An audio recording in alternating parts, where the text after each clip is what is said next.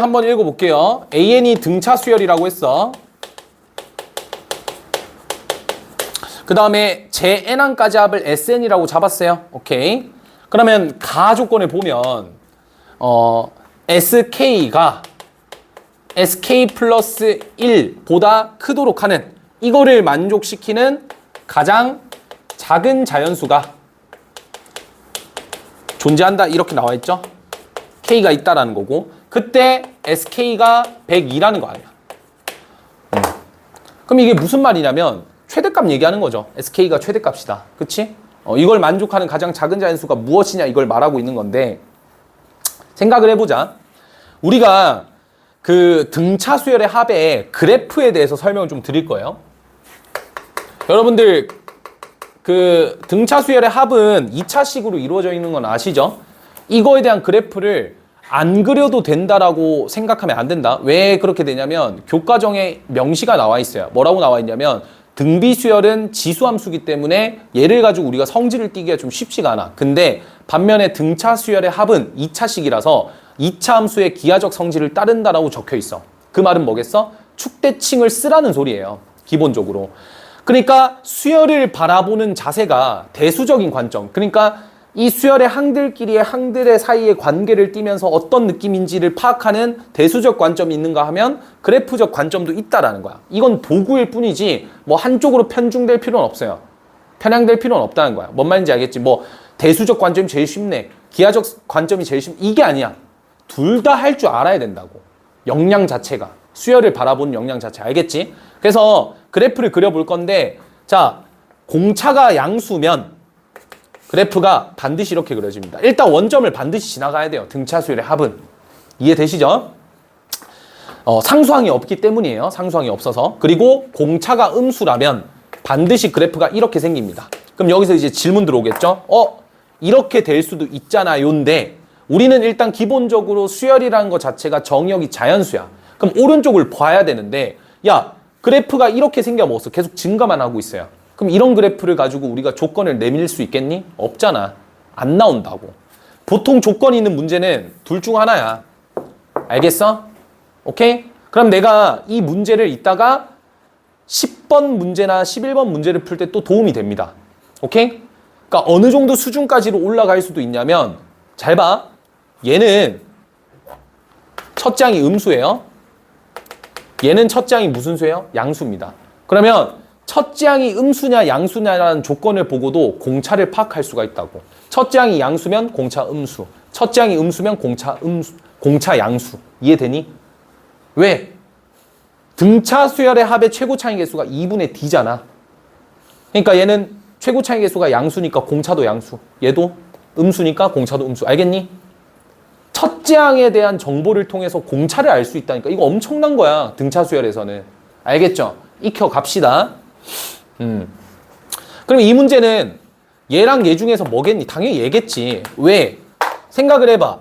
얘라는 것 자체가 k 플러스 1번째를 넣었으니까 얘보다 큰 숫자를 집어넣었는데 얘가 더 크다잖아.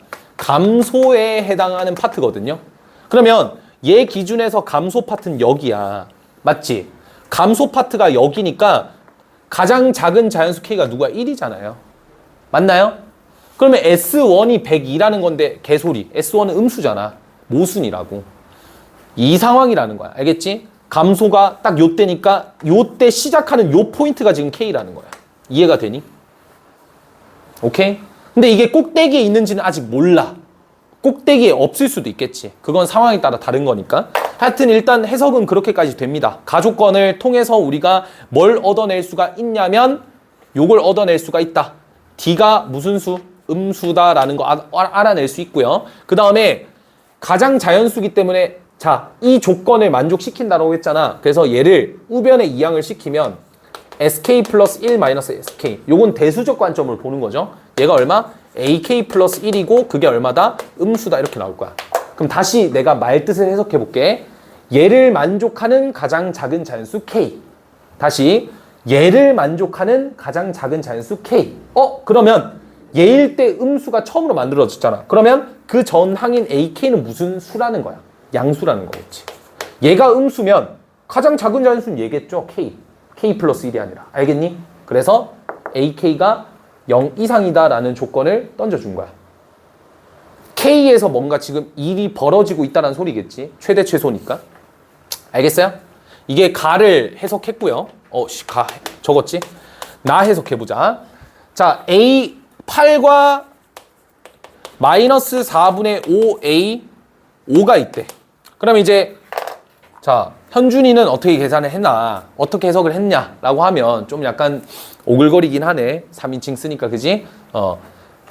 저는 이제 이 식을 연립방정식의 해로 뭔가 이제 연방을 풀어야 되는 느낌으로 처리를 하기도 했지만 가장 첫 번째는 이거였습니다. 두 개 부호가 반대구나. 이거부터 먼저 보였어요. 그러니까 이 마이너스의 존재가 엄청 큽니다. 등차 수열에서는. 아시겠죠? 부호가 서로 반대라는 소리잖아. 근데 그 상황에서 뭐라 했어? A5, A6, A7을 곱해서 음수가 됐다라는 거는 마이너스가 홀수에 있다는 소리야. 그럼 마이너스가 3개 있거나 아니면 마이너스 하나에 플러스 2개 있거나 이렇게 되거든요. 괜찮죠? 근데 공차가 음수라며 너는 아닌 것 같고 양양음 이거겠죠. 괜찮니? 그럼 둘 중 하나인데 자 만약에 이 상황이라고 가정을 하면 A8의 부호는 음수입니다. 왜? 값이 계속 떨어지는 숫자잖아. 근데 음수에서 떨어지면 음수겠지. 납득이 되니? 됐어? 근데 얘도 어때? A8이 음수가 돼. 얘랑 얘의 차이점 뭐냐? 아까 말했잖아요. A5랑 A8은 부호가 반대라고. 부호 반대는 누구밖에 없어? 얘밖에 없는 거야. 그냥 케이스는 얘라는 거고 아까 말한 것처럼 처음으로 양수가 되는 K 값은 얼마? 6이구나. 이렇게 일단 나오면서 K가 6인 것까지 나옵니다.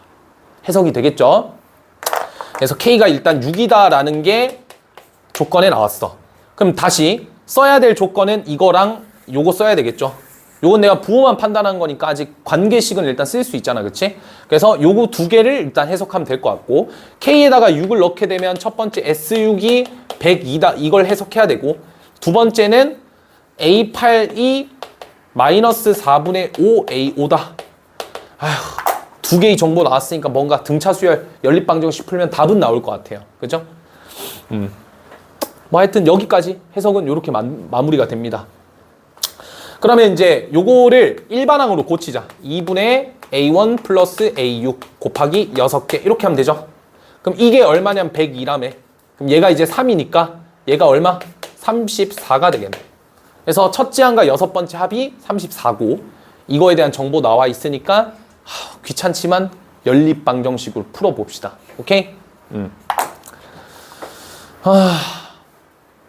좀 더 쉽게 할 수 있는 풀이는 몰라요. 일단 안 보여요. 뭐 두 개 엮어서 풀어낼 수도 있을 것 같기는 한데 뭐 일단 한번 적어볼까?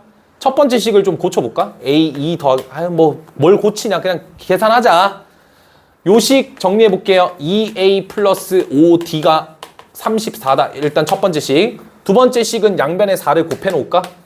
그럼 얘는 좌변은 4A 4A 플러스 7D에다 4니까 28D가 되겠고 맞죠? 그거는 마이너스 5A에 마이너스 4D니까 20D 정리해보자. 9A가 마이너스 48D 됐죠?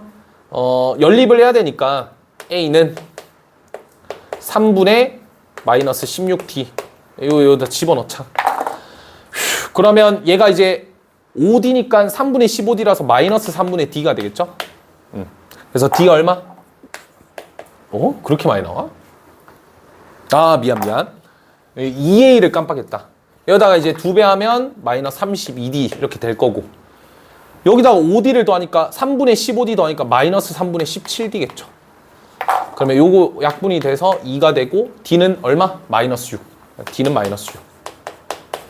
D가 마이너스 6인 거 나왔으니까 여기다 마이너스 6 넣으면 되잖아. 그럼 마이너스 6 넣으면 32. A는 32.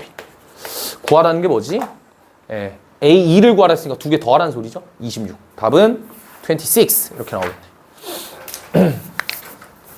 이것도 이제 뭐 크게 어려운 문제라고 보면 돼. 이게 모의고사 몇 번 문제인지는 모르겠는데 주간식이었을 거예요. 주간식이었을 건데 한 27, 28번 급일 거야. 요 정도가. 그러니까 우리 앞으로 오는 면모, 구모 때 뭐 이런 문제들이 나오겠죠. 그러니까 천천히 하나씩 다시 해석을 해봅시다.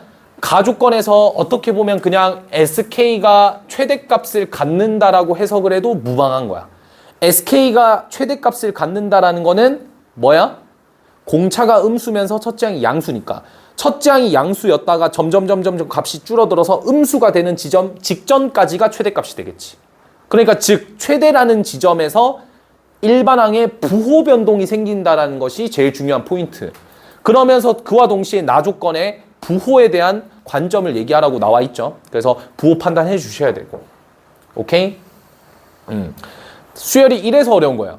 뭐 때문에 어렵냐면 단순한 1차 방정식, 2차 방정식 문제가 아니라니까. 기하적인 성질을 끌고 있는 대수 문제이기 때문에 여러분들이 기하적인 생각을 계속 하지 않는다면 문제풀이가 굉장히 길어질 수 있고 벽 자체가 느껴질 수 있어. 접근해서 벽을 좀 느낄 수 있어. 수열 파트는. 그걸 허물려면 계속 기하적인 생각, 대수적인 생각을 들고 가야 돼요. 간격이 일정하다. SK라는 친구랑 AK라는 친구는 전혀 다른 식이 아니라 AK를 통해서 SK가 만들어진 식이니까 이게 미적분에서는 이런 말을 표현하거든. fx라는 함수랑 f'이라는 함수가 있어. 그래서 요 함수를 미분하면 요 함수가 나와요. 그럼 이 둘은 서로 연관이 없냐? 아니거든. 얘를 통해서 얘가 만들어지는 거거든요. 그래서 이 둘의 관계를 굉장히 중요시 여깁니다. 미적분 1에서. 비슷한 구조예요. AN을 SN으로 약간 마치 이런 느낌인 거죠. AN을 통해서 누가 만들어진 거야? SN을 만들어낸 거니까. 약간 요 관계성이 좀 비슷해요. 아시겠죠? 내가 꺼야지.